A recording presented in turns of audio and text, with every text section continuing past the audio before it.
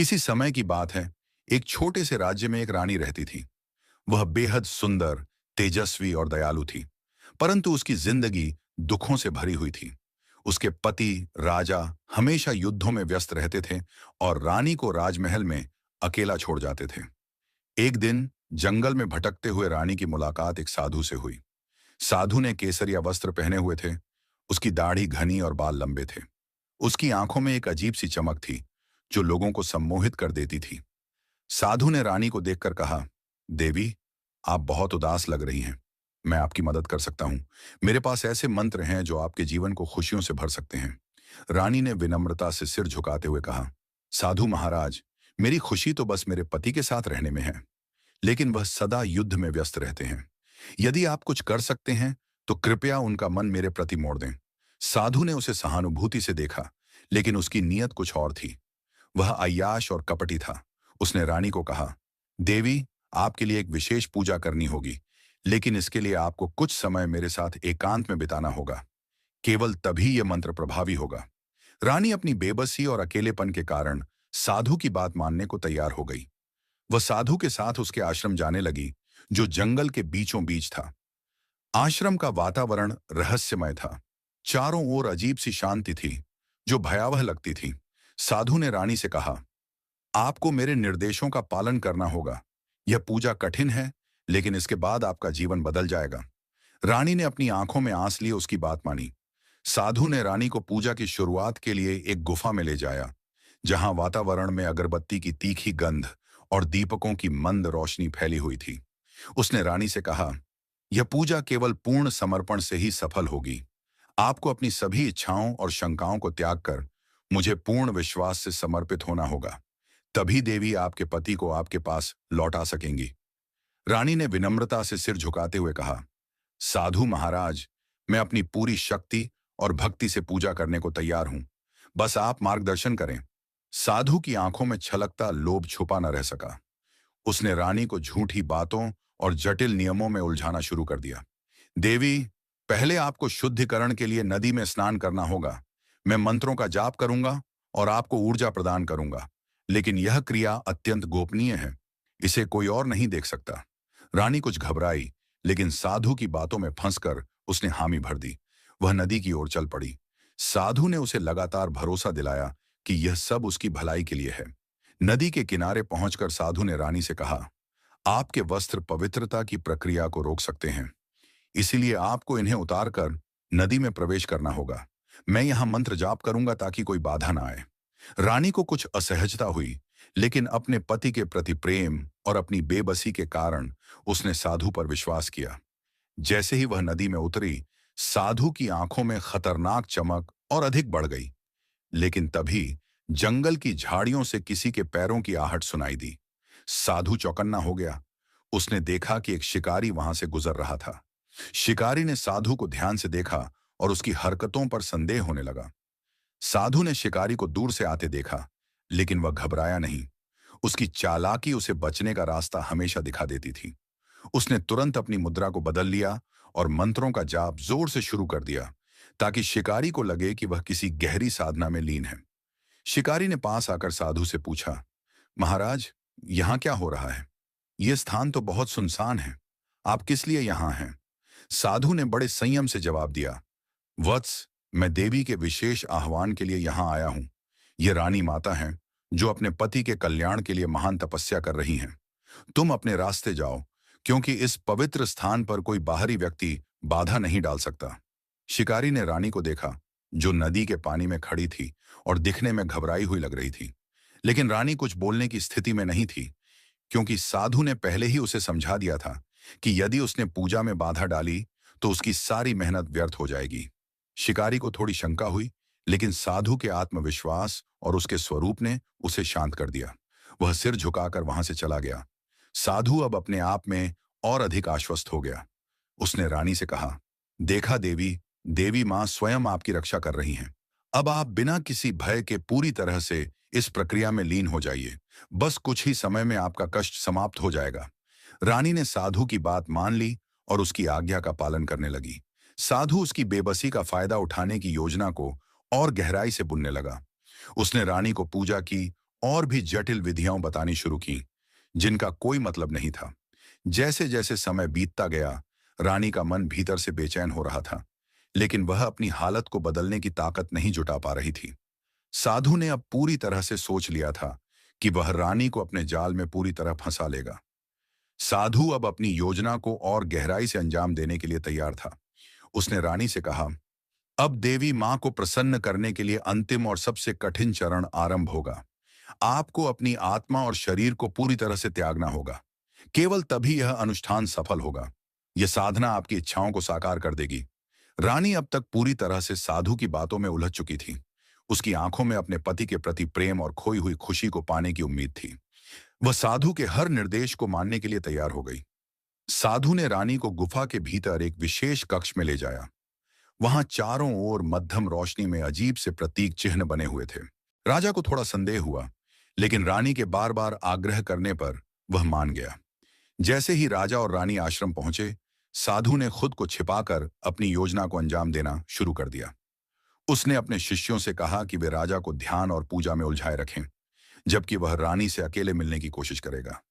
रानी, जो आश्रम के शांत वातावरण से प्रभावित थी, अकेले में साधना करने के लिए एकांत कक्ष में चली गई। साधु ने यह मौका देखा और धीरे धीरे उसके कक्ष की ओर बढ़ा। उसने सोचा, इस बार मैं रानी को अपने वश में कर ही लूंगा। राजा को मेरी चालों का पता भी नहीं चलेगा। लेकिन तभी राजा को किसी सैनिक ने आकर बताया कि साधु वास्तव में जेल से भाग निकला है और यह सब उसी का जाल हो सकता है। राजा ने तुरंत अपनी तलवार उठाई और रानी की ओर दौड़ा। साधु धीरे धीरे रानी के एकांत कक्ष की ओर बढ़ा। उसने अपनी चालाकी से पहले ही उस कमरे के पास अपने शिष्यों को तैनात कर दिया था, ताकि कोई भी वहां आ न सके। रानी ध्यान की मुद्रा में बैठी थी, अपने जीवन के संघर्षों और पति के प्रति प्रेम को याद करते हुए। साधु ने कक्ष में प्रवेश किया और गहरी आवाज में बोला, देवी, आपकी भक्ति और तपस्या से मैं बहुत प्रभावित हूं। देवी मां ने मुझे आपके पास भेजा है ताकि मैं आपके जीवन को सुख शांति से भर दूं। रानी ने आंखें खोलकर देखा तो साधु को देखकर चौंक गई। वह असमंजस में थी। आप? मुझे तो लगा था कि आपको राजा ने दंड दिया है। आप यहां कैसे पहुंचे? साधु ने तुरंत अपनी चालाकी का सहारा लिया। उसने हाथ जोड़ते हुए कहा, देवी, राजा ने मुझे गलत समझा। मैंने कभी आपका बुरा नहीं चाहा। मैं तो आपकी और महाराज की भलाई के लिए कार्य कर रहा था। लेकिन अब मैं सीधे देवी मां का संदेश लेकर आपके पास आया हूं। उन्होंने कहा है कि यदि आप मेरी बात मानेंगी तो आपके जीवन की सारी समस्याएं समाप्त हो जाएंगी। रानी अब भी शंकित थी, लेकिन साधु की बातों और उसकी रहस्यमयी उपस्थिति ने उसे विचलित कर दिया। उसने पूछा, कैसी बात? क्या देवी मां सचमुच मेरी मदद करना चाहती हैं? साधु ने मुस्कुराते हुए कहा, हाँ, लेकिन इसके लिए आपको अपने मन और शरीर को पूरी तरह से मुक्त करना होगा। आपको यह विश्वास करना होगा कि मैं केवल आपका मार्गदर्शक हूं। आपकी मुक्ति और सुख शांति मेरी साधना से ही संभव है। धीरे धीरे साधु ने अपनी मीठी बातों से रानी का भरोसा जीत लिया। उसने रानी को यकीन दिलाया कि राजा और राज्य की भलाई के लिए यह सब जरूरी है। उसने रानी को ध्यान और पूजा के नाम पर और गहराई से अपने जाल में फंसा लिया। इस बीच राजा, जो सैनिकों से सूचना पाकर रानी को बचाने के लिए आश्रम की ओर दौड़ा था, वहां पहुंचने में देर कर चुका था। जब राजा ने आश्रम में प्रवेश किया तो शिष्यों ने उसे रोकने की कोशिश की। राजा को यह समझते देर नहीं लगी कि यह सब एक गहरी साजिश का हिस्सा है। साधु ने रानी को पूरी तरह अपने वश में करने के लिए अंतिम कदम उठाने का सोचा। उसने कहा, अब आपको इस कक्ष में मेरे साथ अंतिम अनुष्ठान करना होगा।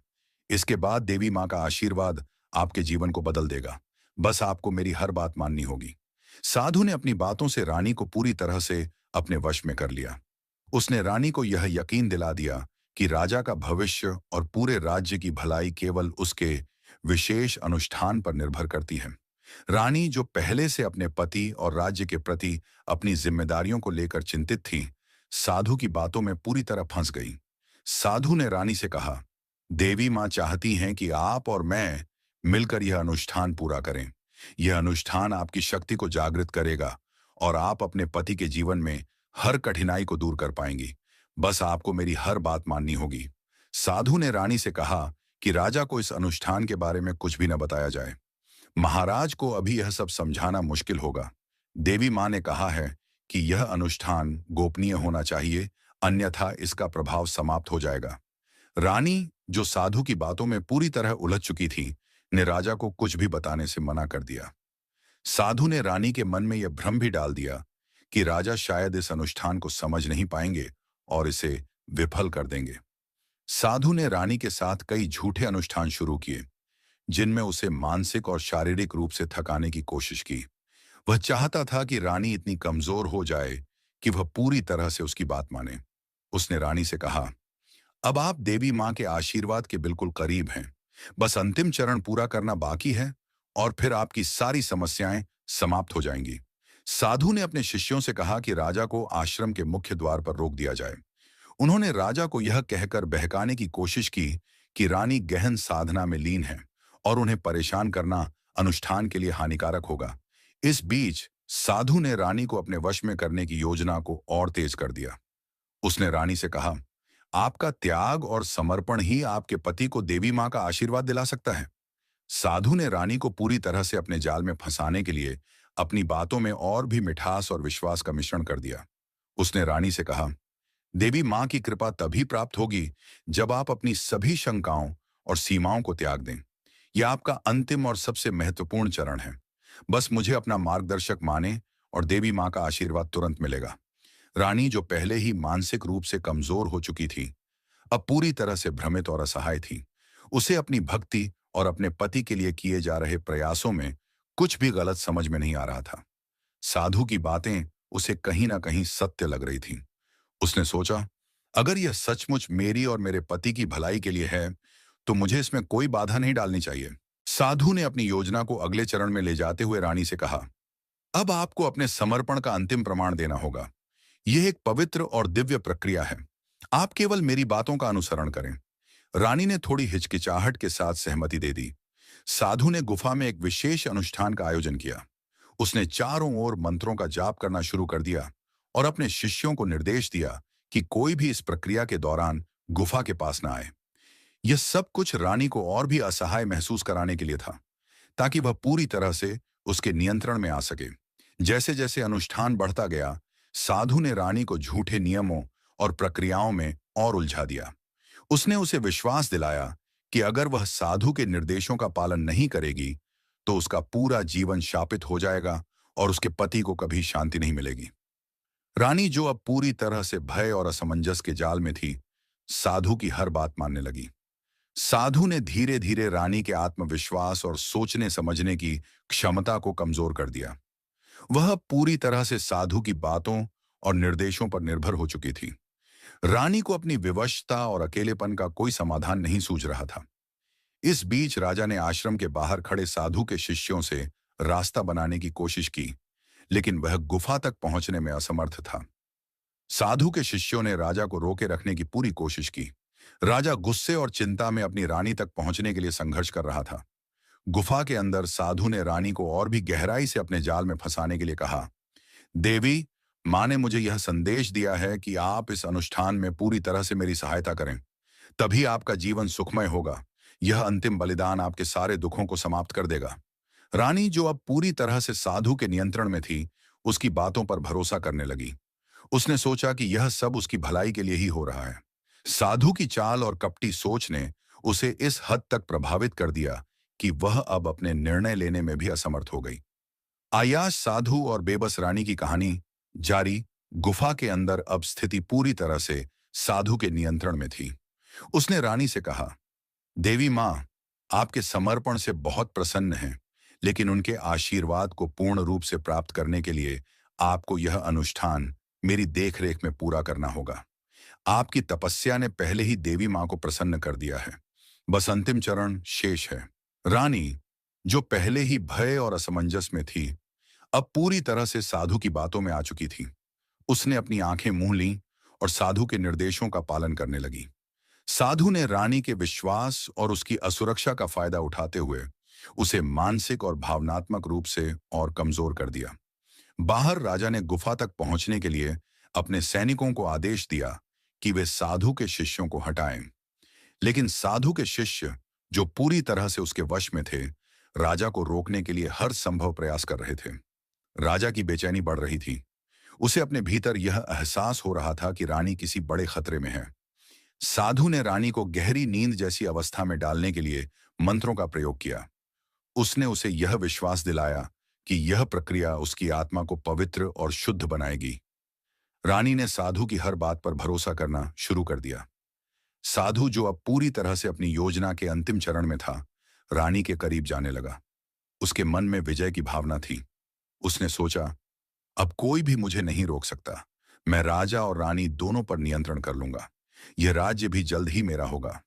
उधर राजा ने गुफा तक पहुंचने का रास्ता बनाने में सफलता हासिल कर ली। उसने अपने सैनिकों के साथ गुफा के अंदर प्रवेश किया, लेकिन साधु ने पहले से ही अपने शिष्यों को तैनात कर रखा था, जिन्होंने राजा को कुछ देर के लिए रोक दिया। राजा ने अपनी तलवार निकाली और शिष्यों के साथ लड़ाई शुरू कर दी। गुफा के अंदर साधु ने रानी को पूरी तरह अपने नियंत्रण में लेने की कोशिश जारी रखी।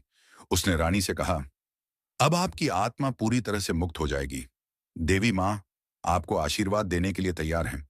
बस मेरी इस अंतिम प्रार्थना में शामिल हो जाइए। गुफा के अंदर जब साधु अपनी योजना को अंतिम रूप देने ही वाला था, तभी राजा ने पूरी ताकत के साथ गुफा के द्वार को तोड़ दिया। राजा का चेहरा गुस्से और चिंता से तमतमा रहा था। उसकी तलवार पर खून की हल्की धारियां थीं, जो स्पष्ट कर रही थीं कि उसने गुफा तक पहुंचने के लिए किस हद तक संघर्ष किया है। साधु, जो रानी को अपनी माया में बांधने में पूरी तरह मशगूल था, राजा को देखकर चौंक गया। उसके चेहरे का नकली आत्मविश्वास एक पल में गायब हो गया। कपटी साधु, राजा गरजते हुए बोला, मैंने तुझे पहले भी चेतावनी दी थी, लेकिन तेरी कुटिलता इतनी गहरी है कि तुझे कोई सुधार नहीं सकता। आज तुझे तेरे कर्मों का दंड मिलेगा। रानी, जो अब तक साधु के जाल में फंसी हुई थी, राजा की आवाज सुनकर अपनी चेतना में लौट आई। उसने धीरे धीरे अपनी आंखें खोलीं और राजा को देखकर राहत की सांस ली। वह कांपते हुए राजा की ओर बढ़ी और बोली, महाराज, मैं आपकी प्रतीक्षा कर रही थी। यह साधु, यह मुझे देवी मां के नाम पर धोखा दे रहा था। साधु ने राजा को रोकने की कोशिश की।